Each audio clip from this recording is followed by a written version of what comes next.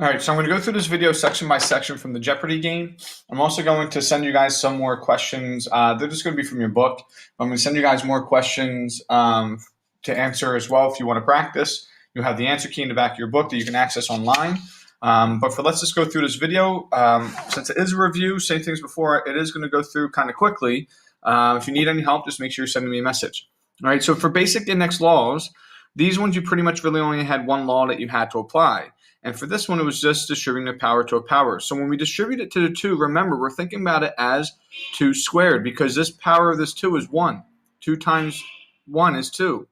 Right? Then power to a power, we multiply. So it gives me x to the 4 times 2 or 8. And then from here, same thing, y to the 4 times 2 or 8.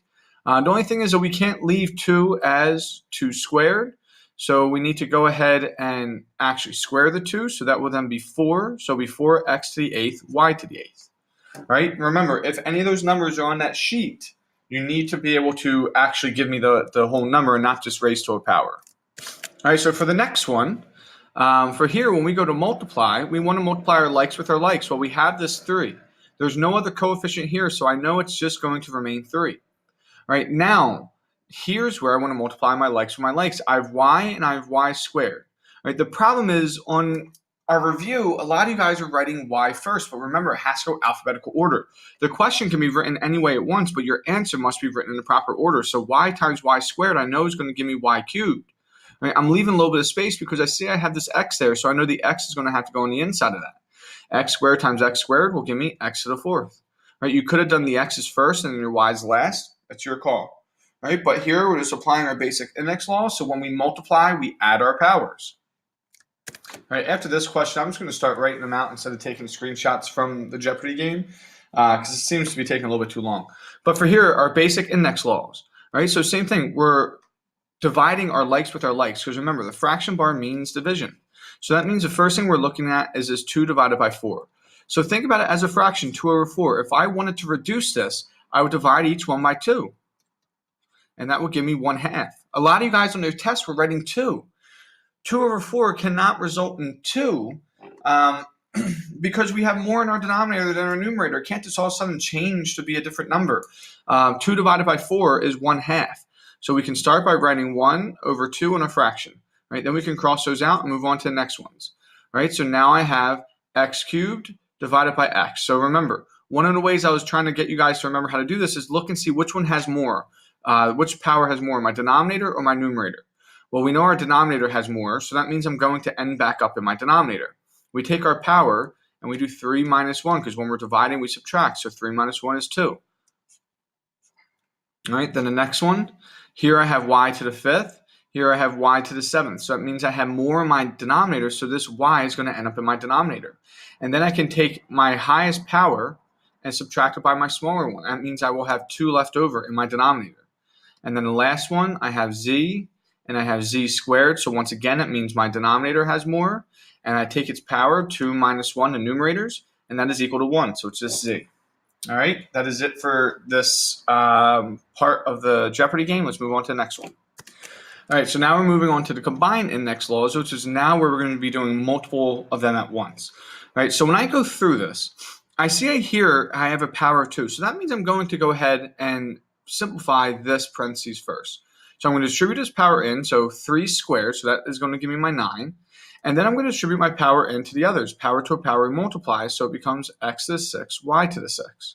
Right, now don't forget to put this in brackets because a lot of you on your review were completely eliminating your brackets and then you're trying to subtract these later on, which made it impossible to do or just being done completely wrong. All right, so now after I simplified this parentheses, I'm going to go on and simplify these two just to kind of do this in a quicker amount of time. I could have written them down next to it and then did it all at once, but these are just being multiplied, so I can go ahead and multiply. I multiply my likes with my likes. So -4 times -2, my coefficients, that gives me a positive 8. All right, cross those out. I have x cubed times x squared. Well, we know when we're multiplying with like bases, we add, so 3 plus 2 is 5. I know this y to the 0 is 1, so I don't need to even talk about it. So the only thing that's left over is this y to the 4th. Right? And then my last step is to multiply these two. So my coefficients, 8 times 9 gives me 72. X to the 6 times x to the 5th gives me x to the 11th. And y to the 6th times y to the 4th gives me y to the 10th. All right, so for this problem, same thing as the last one.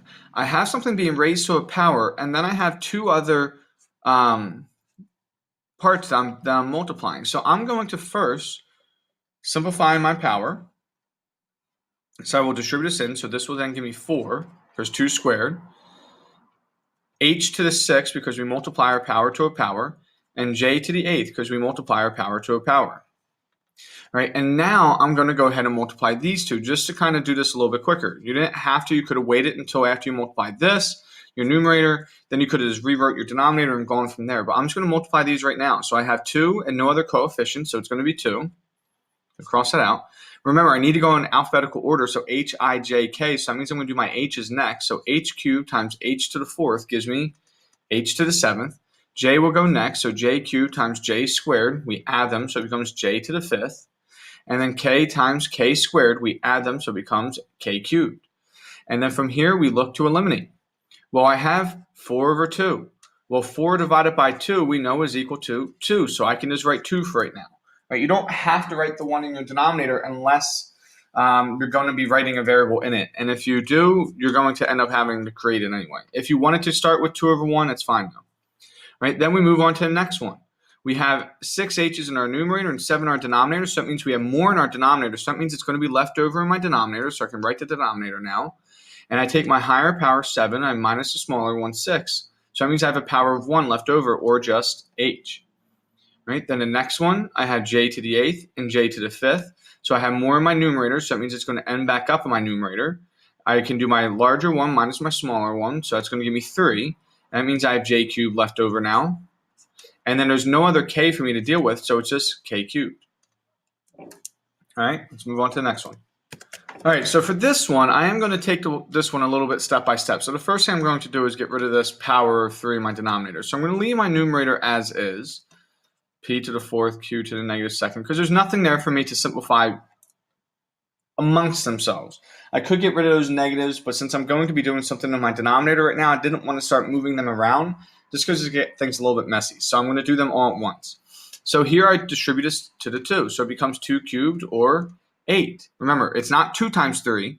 Yes, you multiply power to a power, but this is not your power. This is your base. So the base gets raised to the 3rd power, so it becomes 8.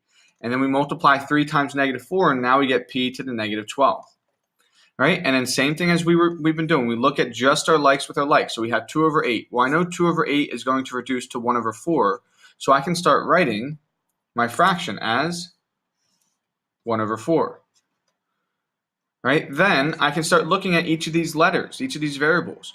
Well, the only thing going on with an m, I only have one of them. The only thing is I have a negative power. How do I get rid of negative power? Remember, we flip it. If it's in the numerator, it drops to the denominator. If it's in the denominator, it moves up to the numerator. Right? So that means since it's in the numerator as negative 2, I can rewrite it in my denominator as a positive 2. I can cross that out. Right? Here I have p to the 4th, so I'm just going to rewrite it. There's nothing to do right there. And then here I have q to the negative 2nd. So same thing. If it's in my numerator and it's negative and I want to make my power positive, I just drop it to the denominator. So it becomes q squared. Right? Then here I have p to the negative 12th. It's negative, but it's in my denominator. So now I need to flip it up to my numerator. So it becomes p to the 12th. And then look and see, is there anything else that I can simplify? Yes, I have p to the 4th times p to the 12th in my numerator. Well, p to the 4th times p to the 12th, we add, so it becomes p to the 16th over top of 4m squared q squared. All right, that is it for this section of the Jeopardy game, so let's move on to the next part. All right, so for this one, you're just asked to write them in a prime base. You have that sheet that you are going to be doing for question 1. So just check on that sheet. The problem is it needs to be a prime base. Some of the answers that I was getting for this were 8 squared or 4 cubed. Both of these are right, kind of, because 8 squared is 64 and 4 cubed is 64. However, the reason why they are not right and why you will not get any points on this on your test is because it says specifically for a prime base. Is 8 prime? No. Is 4 prime? No. So what we do is we need to figure out what is our prime base. You can use your spreadsheet or your worksheet, or if you did do 8 squared, one of the ways that you can do this is now figure out, how do I rewrite 8 as a prime number raised to a power? Well, I know 8 is 2 cubed, so I can rewrite 8 as 2 cubed. And in our rule with power to a power, we know that we multiply. So this is equal to 2 to the 6th power, right? You can use your sheet or you can manipulate your numbers in any way that you'd like. All right, so for this problem, we have 343 raised to the x power times 49 to the 2x power. So remember, the first thing we do is we look at our bases. Are our bases the same? 343 and 49? No, clearly they are not. They're not the same number. So the directions tell us to rewrite it as a prime base. So we look and say, are either of these prime? Because that can help guide us into what we need to change to. But unfortunately, 343 and 49, neither of them are prime. So then take your smaller number, 49. And you ask yourselves, can I rewrite this as a prime number raised to a power? And if you don't know, you can look at your sheet. So you can find 49 somewhere on your sheet and find your base and the power it was raised to. And you can say, yes, 49 is 7 squared. So instead of 49, I can rewrite it as 7 squared raised to the 2x power. So since this one simplified to a base of 7, I know 343 will also have to simplify to a base of 7. So since this number seemed a little bit larger and maybe a little bit harder for you to deal with the smaller one first. So I know 343 is going to be 7 raised to some power. You can use your sheet, or you can know that 7 cubed, because 49 times 7 gives me 343. So 7 cubed. So instead of 343, I can rewrite it as 7 cubed raised to the x power. Right? And now our rule of power to a power is we multiply. So this will give me 7 to the 3x power times 7 to the 4x power. And now we ask ourselves, are our bases the same?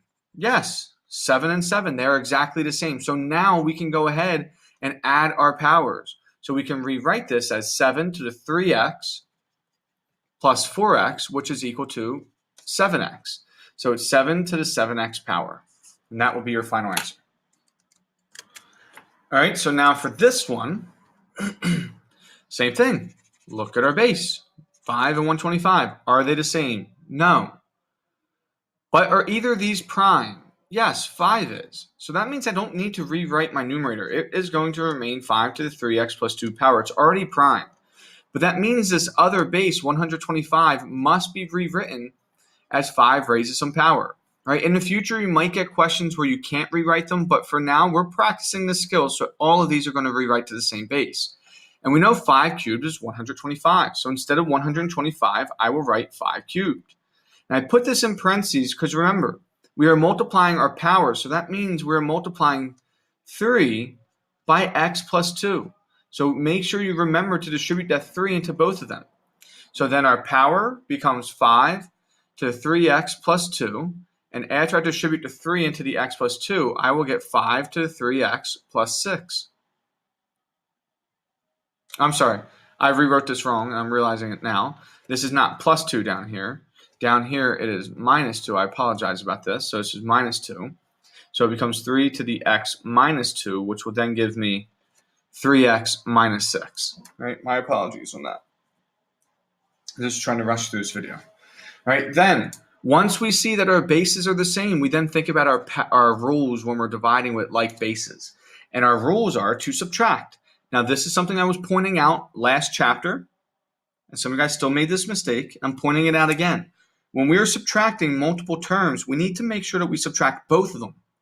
So I want you to put it in parentheses. So it's our numerator, 3x plus 2, minus our denominator, 3x minus 6. Right? By putting it in parentheses, it will remind you to distribute this negative into both because we need to subtract both the 3x. So it becomes 3x minus 3x, which are going to cancel. And then we need to remember to subtract a negative 6. Well, subtracting a negative 6, it turns to a plus. And 2 plus 6 is going to give me 8. All right, so if you do not remember to distribute that power, or you do not remember to distribute the negative sign, you will not get the correct answer. All right, so make sure you are multiplying that 3 into both the x minus 2 if there's 2 terms, and make sure you're subtracting both. All right, that is it for this section. Let's move on to the next one. All right, the next section is scientific notation. The first couple are just going in and out of it. So when we give you a whole number or a decimal, when we give you a general number and we're saying rewrite it in scientific notation, it must include times 10 to a specific power. Right? And what we do is we take our number and our decimal changes to go to where the only number in front of our decimal can be between 1 and including 9. So that means this 132 million will change to 1.32. All right, do not round unless I ask you to. So make sure you're writing the full digit, 1.32. Right, and then you guys like to count just to see how many it is, and when you count left, you remember to add. Remember, the way I always will tell you is when this number gets smaller, and 132 million to 1.32 definitely gets smaller, that means our times 10 has to increase. So we count the number zeros and the numbers before a decimal, so 3, 2, and then we had 6 zeros, so that means this needs to increase by a power of 8. Or you can count 1, 2, 3, 4, 5, 6, 7, 8. Right, so we're moving 8 to the left, which means we add to our power. Whichever one you remember, I don't care. All right, but it's 1.32 times 10 to the 8th. All right, so for this next one, it's given to us in scientific notation, and we need to rewrite it out of scientific notation. So one of the ways that you guys have learned how to do this is just by moving your decimal based on the number. All right. So when we are multiplying by a negative and we want to get rid of the negative, then we're going to move our decimal 3 or 4 places, because that's what it is, to the left. So 1, 2, 3, 4. So that means our number will be point, and then I have 1, 2, 3 zeros. 1, 2, 3, 8, 1, 2. You can do it that way if you like. The way I like to think about it is, in order for me to get rid of this 10 to the negative 4th, I need to make this a 10 to the 0, because 10 to the 0 is equal to 1. So in order for me to go from negative 4 to 0, I am increasing or getting larger. So that means this number must be getting smaller. So I can look and say, all right, 0.000812, is that smaller or larger from 8.12? It's smaller, so yes, it works. And then I know that since I'm getting smaller, I need to move to the left. All right, it's your call however you want to do this. You can just count to the left, how you guys learn it in science. It doesn't really matter, as long as if you're able to get to the right answer. Right? So it's whatever one you feel most comfortable with. All right, the next questions now, we're going to be given some scientific notations, and we're going to have to do some computation with them, meaning multiplying, dividing. But this is the exact same thing. I know it may look like it's tricky because it's 4 times 10 to the second power and 5 times 10 to the 8th. But it's the same exact thing as 4x squared. Instead of times 10 squared, we can think about it as x squared. So 4x squared, 5x to the 8th. And 2x cubed. If you can do this problem, then the one in black doesn't really matter. It's the exact same thing. So 4 times 5 is 20. 20 times 2 is going to give me 40, because when we multiply our likes. Well, x squared times x to the 8th, we know we add, so that 8 plus 2 gives me 10. Times x cubed, we add, that gives me plus 3, so it gives me x to the 13th. Right? You're going to see the exact same thing happening when we're doing the scientific notation. The only difference is when it is scientific notation, you cannot leave this number as a 40, because scientific notation can only have one point, one number value, place value in front of our decimal. All right, so let's go ahead and to show you it's the exact same thing. So we multiply our likes with our likes. Well, we know 4 times 2 times 5 is going to give me 40. And now all of these are the exact same base, just like all of the x's were the same base. So 10 squared times 10 to the 8th. We add them. It gives me 10 to the 10th. Times 10 cubed, we add it. It gives me 10 to the 13th. Right? So it's the exact same thing that we just did. But now, if we have this decimal here, we need to move it, because this is not in scientific notation. Scientific notation can only have one place value in front of the decimal. So we need to move it 1 to the left. So you guys seem to be able to remember that you add 1 when you move to the left. So it's times 10 to the 14th. Or I can think about it, 40 to 4 means I got smaller. So that means this 10 to this 10 must get larger. So since I moved it one spot, I know this one had to get larger by 1 as well. All right, it is your call. You don't have to write 4.0. If you just wrote 4 times 10 to the 14th, that would be acceptable as well. All right, so for this thing, it's the exact same thing as we were just doing. Remember, we do the exact same steps and procedures as if it was just an x. The only difference is when we had 10 to negative 4th power, we never, ever, ever, so I'm just going to put a bunch of x's next to it, rewrite it as 10 or times 1 over 10 to the 4th, right? Because this minus 4 is, all this would tell us is that it's going to be a decimal, and the minus 4 is telling us it's going to be a decimal as well. So you never have to rewrite your scientific notation in the middle of it by flipping, right? That's in the middle of your scientific notation. If the outside of your scientific notation is negative, then yes, this needs to be flipped. So that means this denominator will have to move to the numerator, and this numerator will have to move to the denominator. So it becomes 6 times 10 to the 5th squared over top of 2 times 10 to the negative 4th. I'm going to write raised to the first power just to show you that this negative 1 became positive. But you don't have to write that because anything raised to the first is just itself anyway. All right, our rules still remain the same. I distribute the 2 in. 6 squared is 36. My power to a power, I multiply. So that gives me times 10 times 10 to the 10th. Then anything raised to the first power is itself, so 2 times 10 to the negative 4th. And now, just like we were doing before, when we're dividing, we divide our likes with our likes. So 36 divided by 2, well, I know it's going to give me 18. And now, since these are like bases, I can subtract my powers. So just because you see a minus sign doesn't mean it's just 10 minus 4. It's 10 minus the number we have, which is negative 4. Minus a negative turns a positive, so it is 14. So it's 18 times 10 to the 14th power. All right, then we need to go ahead and make sure this is in scientific notation. So I need to rewrite this 18 as 1.8. And this will be times 10. Since this got smaller, this needs to get larger. So times 10 to the 15th. All right, and that is it for this section. All right, so for the next section, it was simplified completely.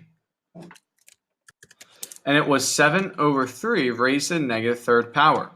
All right, so for this one, I need to get rid of this negative 3rd power. So when I have a fraction being raised to the negative 3rd power, I can go ahead and just flip it. So this is then going to be equal to 3 to the 7th raised to the 3rd power. And a lot of you in your class in our review today, we're doing this right. We're doing this step. But then all of a sudden you just either distribute the power wrong or you didn't distribute it at all and you just said it was 3 over 7. Remember, this means that both the 3 is being raised to the 3rd power and then our 7 is being raised to the 3rd power. And if you're not sure what they are, you can use your sheet. All right, you must know how to do this at least once, but use your sheet. 3 squared is 27, and 7 cubed, as we already did earlier in the video, is 343. All right, so we just first flipped it to make it positive, and then we raise it to the 3rd power. All right, we have 4 squared plus 4 to the 0 minus 4 to the negative 1st. So these are being added and subtracted. So since they're being added and subtracted, we can't just multiply and add our powers because they're not being multiplied here. This is an addition and subtraction. So what we do now is we simplify each part. Well, I know 4 squared is 16, so I can rewrite this as 16. And I know anything raised to 0 is 1, so I can rewrite this as 1.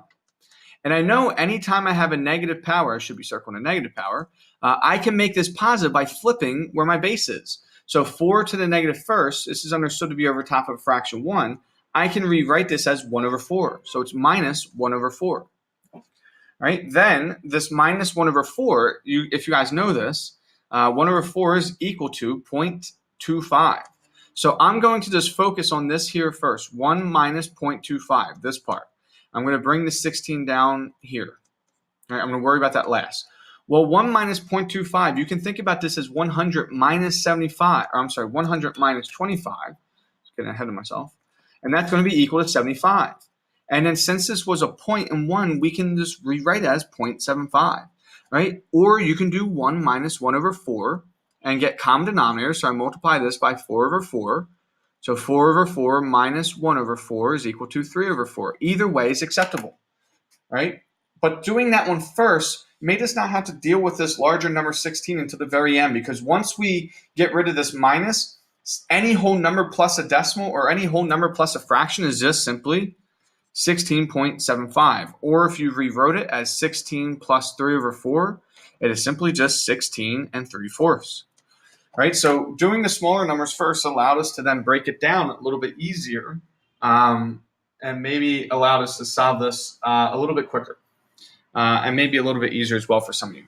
All right, I'm not going to do the final Jeopardy question because, like I said, that question was pretty difficult, but it was just going to be like an extra credit type. So that one, you're on your own. You have the answer, but I'm not going to show you how to do that one.